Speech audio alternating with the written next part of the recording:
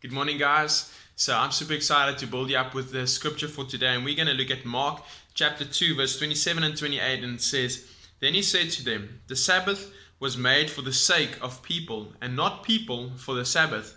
For this reason the Son of Man exercises his lordship over the Sabbath."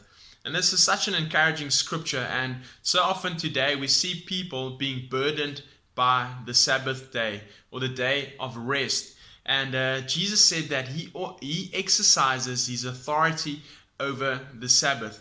And if we look at the New Testament and the time that Jesus came to die and be resurrected, Jesus became our Sabbath. Jesus is our Sabbath day. Jesus is our rest. So the Sabbath day is no longer just a day to be observed, but it's a continual rest that we get to enjoy in Jesus Christ. And it's not just talking about a laying back, kind of laying on the beach or lying in your bed, but it's talking about operating from a place of rest. And that rest is an internal rest. As the scripture also says that we need to labor to enter into that rest. Because so often it's easy for us, the world wants to kind of pollute what rest looks like for us. And even in religious circles, people want to make the rest about a day. And as the scripture here so clearly says that the Sabbath was made for the sake of the people. God's heart for us was to rest and to also take a time out.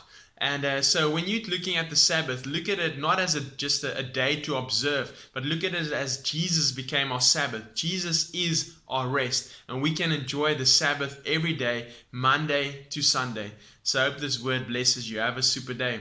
Cheers.